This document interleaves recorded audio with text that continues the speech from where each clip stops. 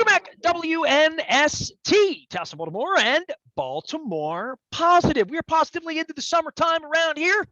Let's see, we have a mandatory mini camps next week. I'm going to have a mandatory vacation coming up here soon. And then some mandatory crab cake tour stops with the Maryland Lottery, our friends at Goodwill, as well as our newest friends at Window Nation.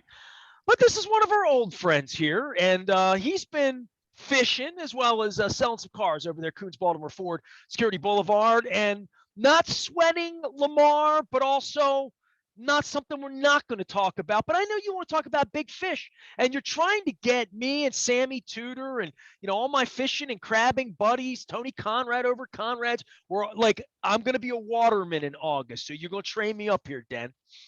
Yeah, I may be across the bridge this weekend coming up to hook up with Sam, so to speak. Might go after some snakeheads, some rockfish, some stripers, some largemouth bass. Sam loves to fish as much as I do, and nothing like a great day on the water, Ness. Relaxing, seeing eagles and hawks and all kind of wonderful scenery. You got the itch again, don't you? Right? Oh my God, it's real. I've had it, and I've really taken advantage of it this year. It's spent a lot of time with the water. Was up at Loch Raven over the weekend and caught some really nice bass, and the weather was perfect. People are just so nice out in the water. Everybody waves, everybody speaks. It's just a whole different world in Baltimore County. Well, I tell you what, you're going to get me out before it's all over with, especially when you start fishing near where I live. So, that's cool. And catching your big fish. Your backyard. I'm fishing in your backyard. Yeah, now that I'm a county resident again, I gotta take to that because I'm gonna be going Western Maryland. I'm gonna put the waders back on. I've already told Dan Rodricks and his son Nick I'm coming out. I told Sam Tudor we're gonna snakehead fish somewhere in a tributary on the eastern shore off the Chop Tanker, up and in there somewhere. And Tony Conrad has told me we're going to do a whole day of crabbing. So, I mean, if there's 31 days in the tour, that's already 10% of the tour that's represented with me going out and doing water-oriented things. And I'm not even talking about, like, the crazy Marlin Open thing they do where they take the boats 100 miles out and 5 o'clock in the morning, like all of that. But it's that time of the year, and this is making you not concern yourself. We did a whole thing on Lamar. We did 2 things on Lamar last week, you and me. You're done with that. You're ready to go fishing for a while. Yeah, I'll go fishing for a while, and then on June 14th we'll circle back to see if Lamar is going to be at OTAs. We expect him to be back. He said he'll be back. He's posted some videos of himself working out, right? He's in the gym, got the medicine ball going, got the weights going. So it'll be a story when it comes back. And I do expect him to be there. I'd be shocked. I wouldn't be surprised. I'd be shocked if he wasn't there. All right, give me a little crystal ball here, all right? Because you'll be doing this on Thursday from 3 until 5. Of course, Dennis is here with the Dennis Koulatsos show. He'll be here on Sunday as well. And there's a rumor you may be fishing this weekend. Who knows? Where's this going to go? We've talked about what's right and what's wrong and how grown-ups and 50 and 60-year-old guys like us feel about this as management people, and maybe at one point uppity employees we were, or rambunctious, or wanting to make more money, or wanting to be more ambitious, or wanting to maybe not show up when it's voluntary. You and I have talked about volunteering for things. All that aside, all the bluster, all of that, what's really going to happen here? Is Steve Bisciotti going to go 140 million deep, and is Lamar going to say okay with that? I don't think so. By the way, I just don't. I don't think the Ravens are going to come out and give him $200 million because the Browns did. And I think they would hold the line on that. And if that's where he's going to hold the line, literally, then they're probably going to walk the line. It's probably not. This probably isn't going to go well. I don't know. It felt like it was going really well, which is why I think Eric and John and probably Steve are a little more pumping brake than they have ever thought about pumping brake in this relationship. And that would be my take from the building side of this.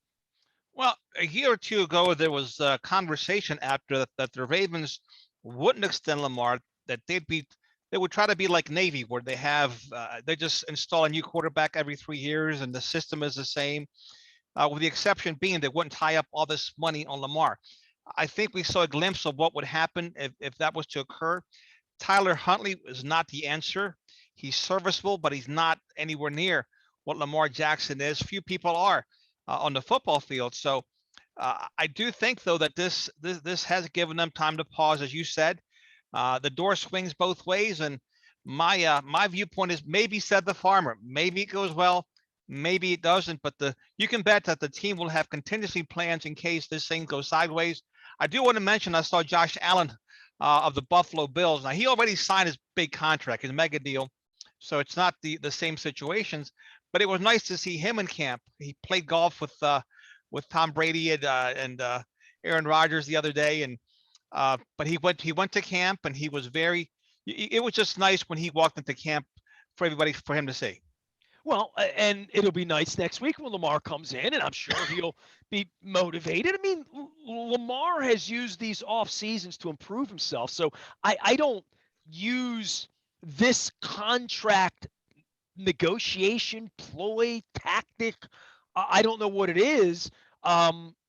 Because it doesn't feel like he's using it to get more money, because if it were, he'd be sitting up in the office trying to negotiate a deal, right? Like that is really the unorthodox part of all of this, is trying to understand it, but then also saying, all right, what's the reality of this? What's really going to happen? Well, what's really going to happen is he's going to come play football for $23 million this year, right? What's really going to happen is the Ravens are either going to try to sign him or deal him or franchise him, right? And then he gets 45 million, whatever the number would be, right?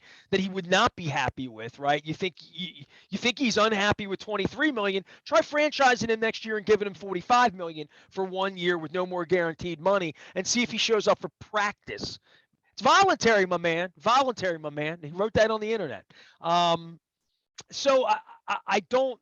That's the part that I think the the people who know him well in the building are trying to figure out, which is he's always volunteered for everything else. We're paying him $23 million. We offered him 80, 90, whatever the going rate was. Like the next thing isn't 230 million. If that's the next thing, there is no next thing. Yeah, Deshaun Watson's deal really he set a new bar, and we saw Steve Bisciotti. You were there at the owners' meetings talk about that. How probably the wrong person to give that kind of money to, but you can't ignore it. Kyler Murray's paying attention to it. Lamar Jackson's paying attention to it. You don't need an agent to realize what the bottom should be, what the floor should be in negotiations, and maybe that floor is too much for the Ravens to stomach at this point. So my guess is they're a part of money by a significant amount, and we'll see where this thing goes. He'll probably play under $23 million this year. But after this year, Ness, I think all bets are off. And let's see what happens in the season. Do the Ravens make the playoffs? How does he look? Do they win a Super Bowl, right? Does he become Joe Flacco 2.0 in that regard? So these are the stories that remain to be written as the NFL season progresses. Well, holding out of OTAs doesn't affect how Lamar feels about the Ravens. It affects how the Ravens feel about Lamar. I mean, that's how I viewed it. And they're the ones with the money, and they're the ones who kind of have the control in the situation.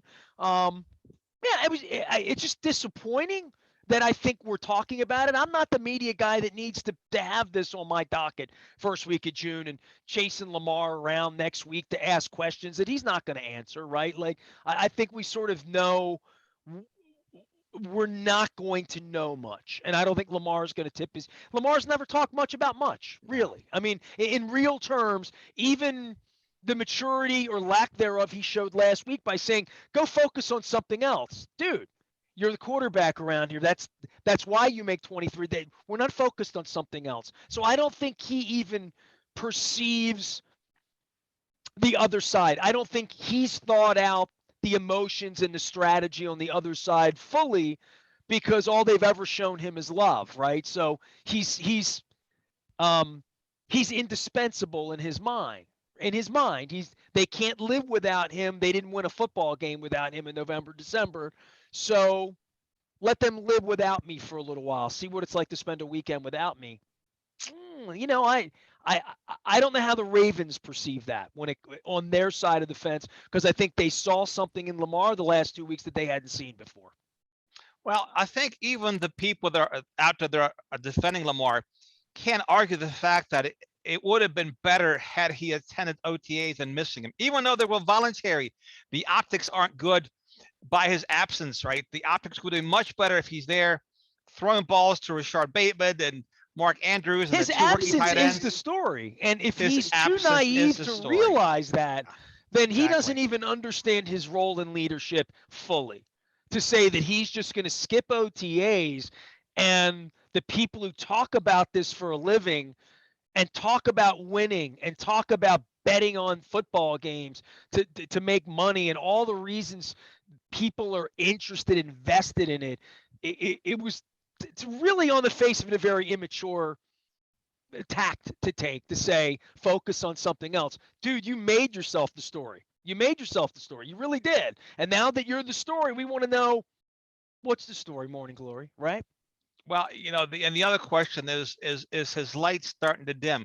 He's only 25 years old. He's still a very young player, but that exuberance he had as a rookie, his first couple of seasons, that infectious smile, the personality, is it still there? That remains to be seen, and we'll see it by his body language when he appears at the OTAs. I think that's what the Ravens brass will be paying attention to.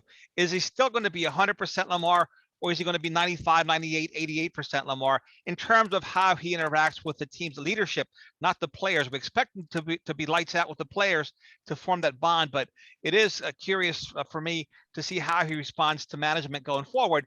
And when you don't talk, that silence a lot of times speaks volumes. Well, and you do talk. He went out on Twitter and talked. I He didn't did. I He didn't did. tweet at him. I tweeted back at him, right? Literally, right? So, there's no uh, but the notion that what is voluntary and what is not, and we've, voluntary, my man. That's his quote, not mine. Voluntary, my man.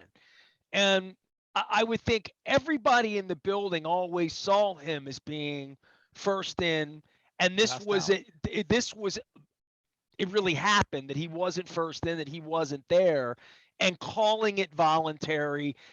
Those were the things that I don't think anybody in the building ever heard Lamar um, speak in those terms, right? And I that he would always be the first guy in. That's what you loved about him. That to your point, that's what we look. Adley Rutschman's batting. You and I are only 130 points behind him right now, right? And we haven't picked up a piece of wood.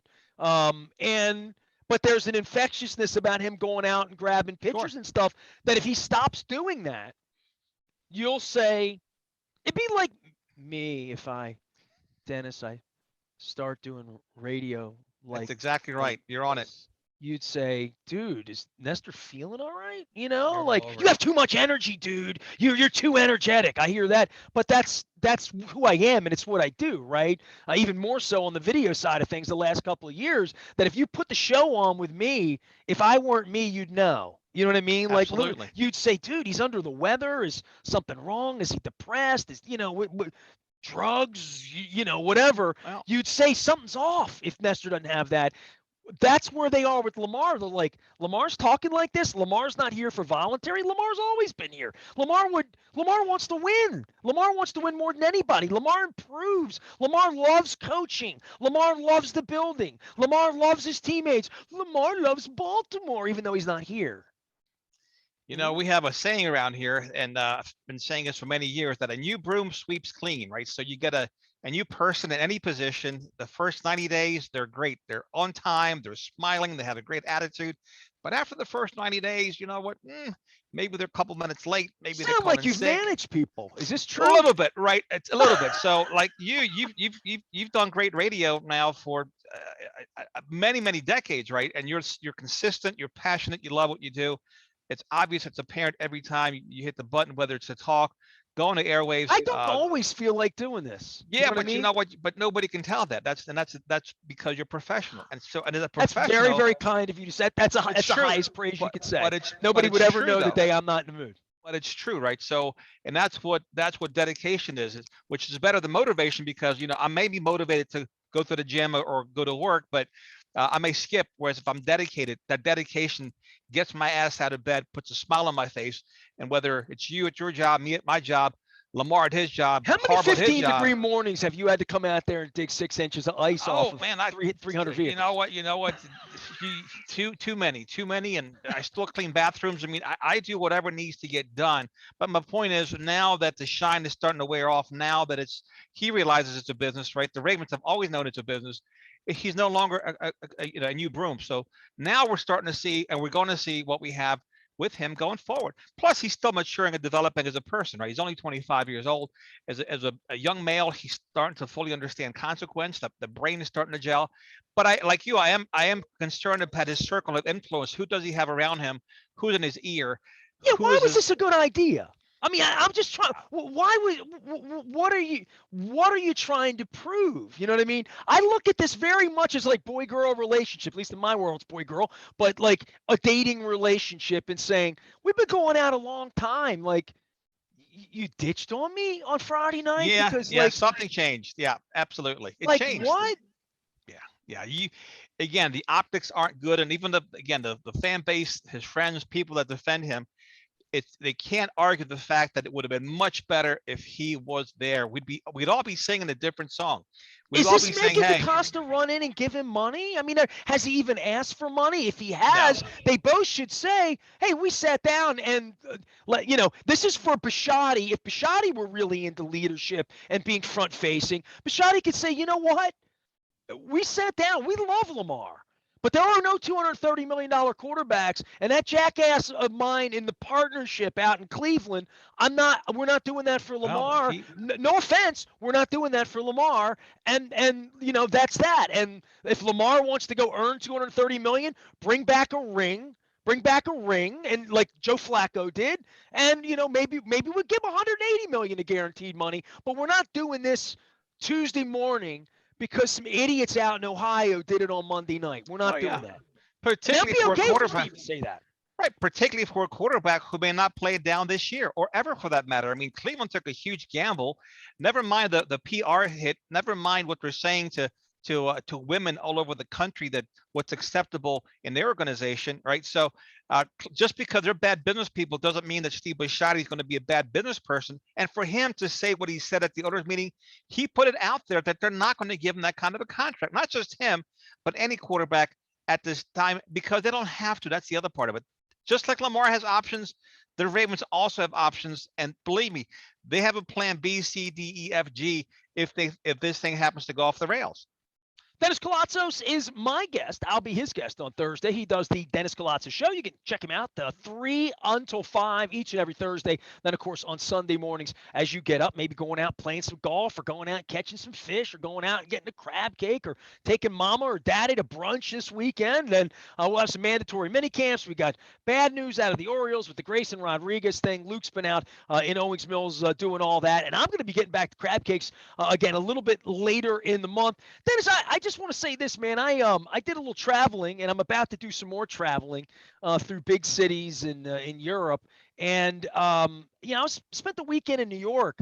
A couple of days in New York, man, will wear you out. And here's the one thing that I noticed: people are back. New York is back. New York is back, back, back. People everywhere from all over the world. The normal, you're on the corner and hear 15 different languages as you're crossing the street, 15 different religions, people, all sorts of things. That was nice to see.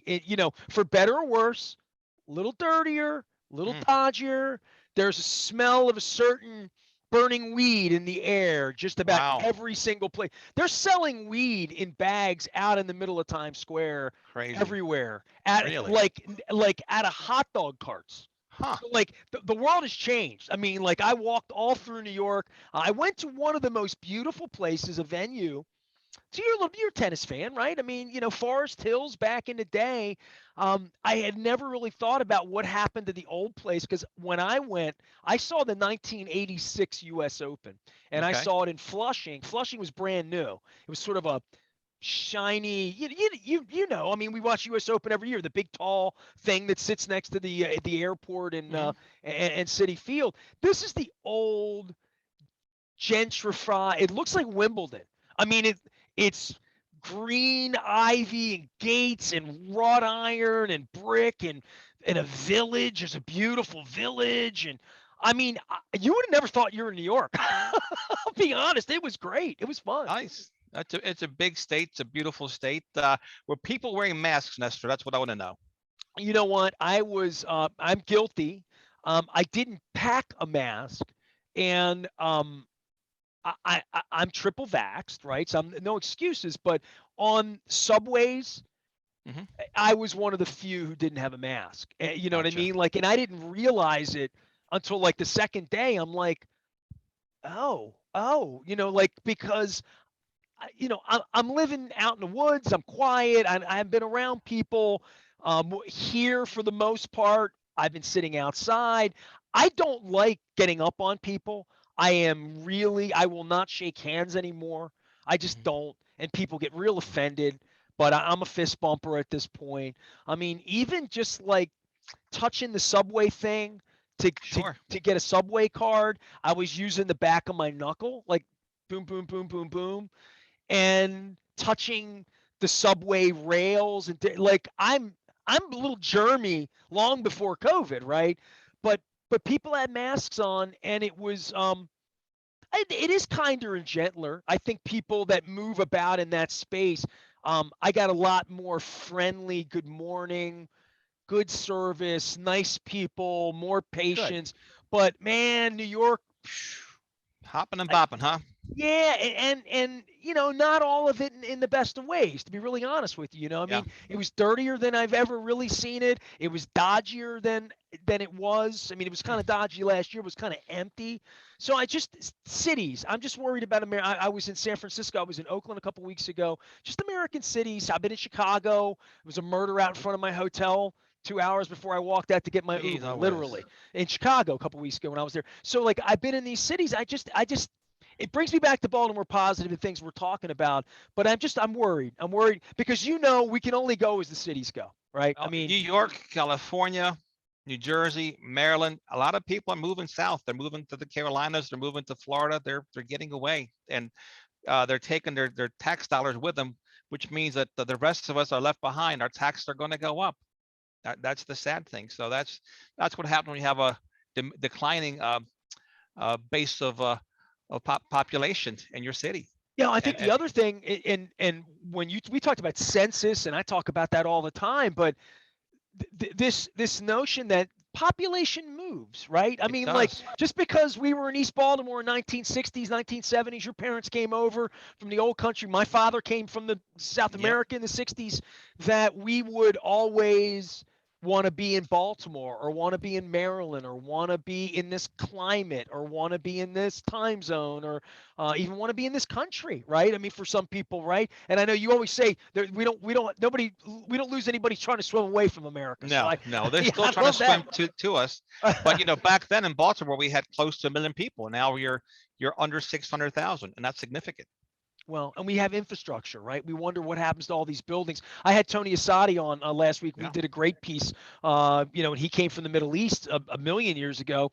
And we were just talking about the city and finding this infrastructure. And I feel that way in New York. When you're in New York, you see those balconies and the fire. You just see stuff that's been there forever, and you've seen it repurposed. Yeah. Churches that have turned into condos or old markets that turn into a train or a church or Camden Yards, I mean, things that morph. And the harbor in Baltimore, it just worries me. When I see New York, like people are like, oh, Baltimore's in trouble. I'm like, whoa, whoa, whoa, whoa, hold on, man. I'm Yep. going everywhere. Cities are having problems right now. And I think that's just something that being a traveling person, I want to see how Europe's doing. I mean, get around a little bit and see how people are coming back.